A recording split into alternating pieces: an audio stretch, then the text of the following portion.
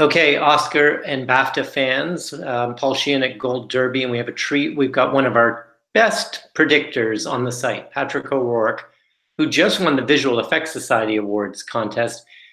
He placed 19th when it came to the Oscar nominations. So I thought this would be a good time to check in with him, find out what he's predicting to win the Oscars. But also, we're recording this just a couple of days before the BAFTA Awards. Patrick, you're from Ireland. Does that give you any kind of advantage for predicting the British Academy Awards? A little bit, just because, like, if you're from Ireland, you grew up with a lot of time British television, and a lot of the British actors and actresses that started off in, say, television transition eventually into movies. And obviously, if you're a British voter, you obviously have a bias towards them. So a good example would be Olivia Colman. Even though Glenn Close is obviously the more or less going to win the Academy Award, I will not be surprised if Olivia Colman takes the top prize in Best Actress, even though considering she is the central role of the favourite, and people like my age would be like in the 20s would grow up, have seen her in television and whatnot.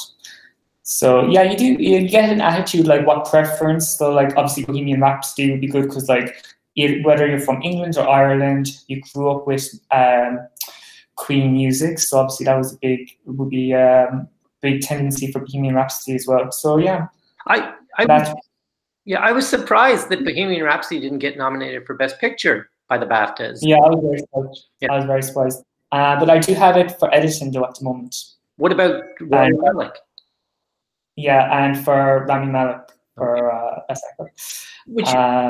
And it's so interesting. So we've been sort of agonizing at Gold Derby over that race. Did the BAFTAs go with the British Christian Bale playing an American, or did they go with the American Rami Malek playing this British icon?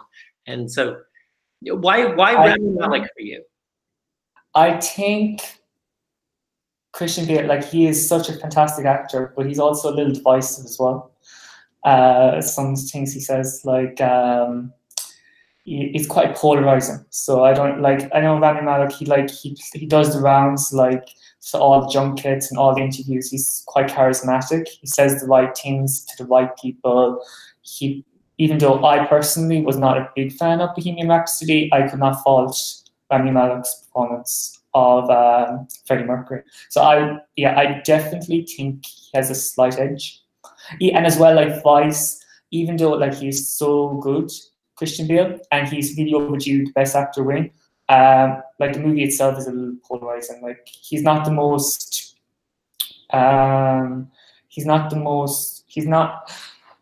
easiest character to be enamored with compared to Freddie Mercury, who especially in England, everyone's fond of Queen. Well, exactly, and that might explain why Bohemian Rhapsody doesn't get nominated for picture, because he's sort of greater than the film. Exactly. And a chance for them to reward it. But so back to Olivia Colman versus Glenn Close. I just wrote about this, and so they love Olivia Colman on the TV side. I mean, she won 3 BAFTAs for the TV work that you mentioned, twice in one year. Do you think now, so let's assume Olivia Colman wins at BAFTAs. What, if anything, do you think that does for the Oscar race for Best Actress? I don't think it has any effect. I really think Glenn Close is on a one-way track to winning her Best Actress finally. She took it out. She completely nailed it with her Golden Globe speech, her SAG speech. She's overdue. People know she's overdue. Yeah, I don't think even if Olivia Colman did lose, it wouldn't be completely surprising.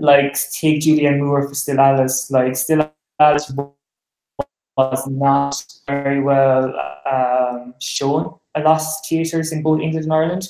Yet she got nominated and she ended up winning. And she ended up winning against Rosamund Pike, who's like Olivia Colman, started off in British television, household name. You would imagine her debut Hollywood movie Gone Girl, she would have won, but she didn't. They gave it to the Oscar favourite that year, Julianne Moore. So I wouldn't be surprised if it happened to Glenn Close, but at the moment I'm sticking with Olivia Colman. And what about for Best Picture at BAFTA? Best Picture, I'm kind of conflicted between The Favourite and Roma, to be quite honest, because like given the nominations, they did recognize it. Like in most of the technical director and picture, like Yalitza and Marina didn't get nominated, but they wouldn't be firstly they weren't being campaigned a lot over there. From what I can, they were mainly doing all the talk shows and everything over in America, and Alfonso I don't think was going over there.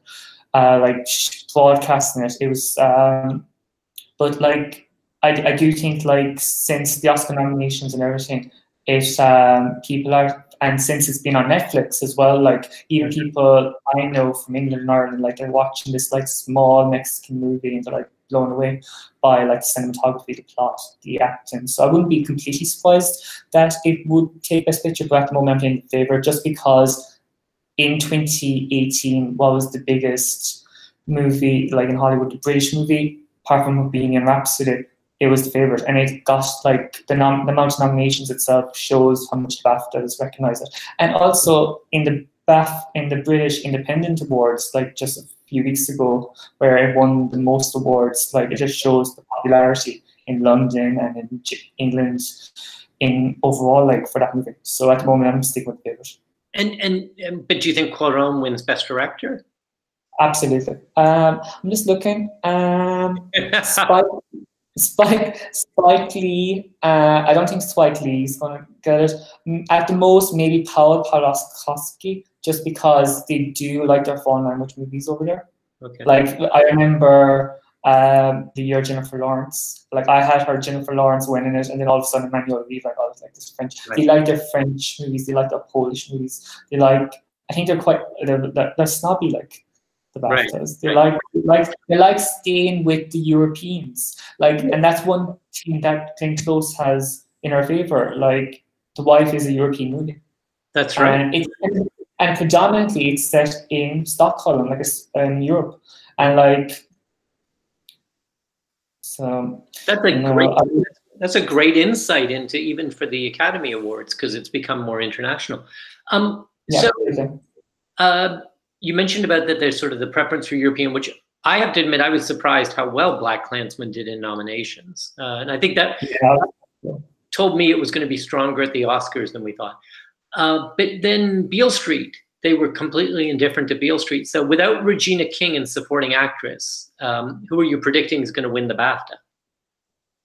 Rachel Weisz. I really do think she has the clear path to that award this Sunday. Like, cause I watched The Favourite initially when I was back home in Ireland over Christmas, and I watched it with a group of friends. And even though like they loved Olivia Colman, they loved Emma Stone, the majority, including myself, was blown away by Rachel Weisz's character. Like she was just deliciously evil, and we all know her like from my peer group. That we know her growing up like in English television, in the Mommy franchise. Right. She's very well respected in independent movies over in England as well.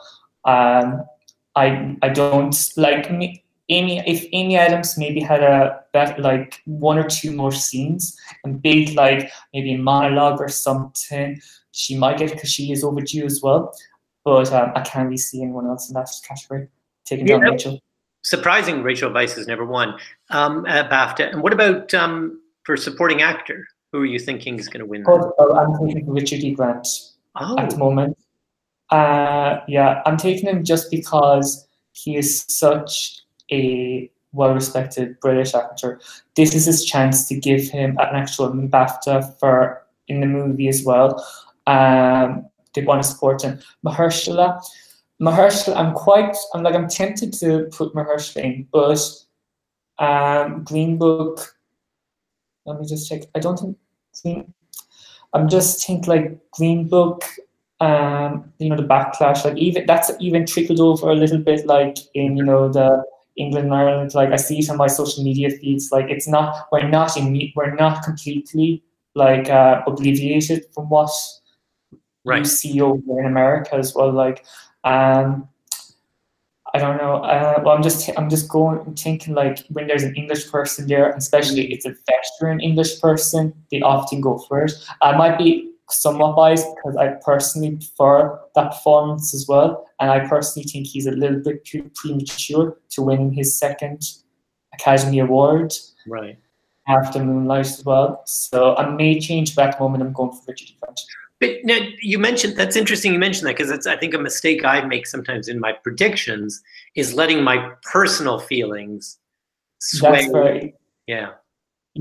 So I like in terms of the predictions, like I knew in my deep down Yalitza probably would have gotten the nomination, but I went with the performance I felt was the best performance of completely all of last year. Toni Collette. I knew she had the hope in hell getting nominated. So I took what I wanted to get nominated instead. So, oh gosh. But you still, even having made those kind of personal appeals, you still did better than I did. I mean, I had Julia Roberts for a long time in Bet Is Back, but I did relent. So, but I think in your Toni Collette prediction was quite defensible in terms of she'd done so well with some of the Critics Awards, and she was a past Oscar nominee, and she had A24 behind her. So I think that, so is there any, as I said, you did so well with the Oscar nominations. So was there, you had Toni Collette, didn't happen. Was there one prediction that you can think of that you went, oh, I'm so pleased I did that? Like for me, it was the fact that I did not think Black Panther would get nominated for Best Visual Effects. I mean, our odds had it winning, and I thought it's not going to get nominated because of the Visual Effects Society, because the Visual Effects Society didn't nominate it at all. So did you have something like that when it came to the Oscar nominations? Yeah, I would say Paul Pawlowski for director, because that was actually the last movie I watched prior to the announcement, and I was actually blown away by it. I much preferred Cold War compared to Isa, and I knew from when I was looking at it, and like it's kind of, I'm watching the slugfests and everything, like they're such snobs, the director's branch of the Academy, like, and I knew from the get-go that they wouldn't give a pretty boy like Bradley Cooper his first a nomination in his first like proper directorial nomination, and someone like esteemed like Paul Pawlowski. So I was happy that he got in a director. I'm annoyed he got in because I can't say his name the way you can. So it just So now you're over there in Dubai, where I think it's sort of early evening. So what will you be able to watch the Oscars live? Will you have so I'll be using a VPN, and that's how I watch the Golden Globes, and that's how I watch most movies which are banned in Dubai as well, which are most. Gosh, wow. So it's fine because it's fine. It is what it is. Yeah, well, you're certainly a devoted fan of both the films, but of the site, and we appreciate somebody like you coming, making the predictions, and I would really encourage anyone to look at your predictions for BAFTA, look at them for Oscars. I know I'm going to be changing a couple of mine based on what. Yeah, as will I. It's, as you said, it's difficult to take away personal preference compared to what you logically will think. Yeah. Well, thank you so much. No worries. Pleasure speaking with you. Thank you.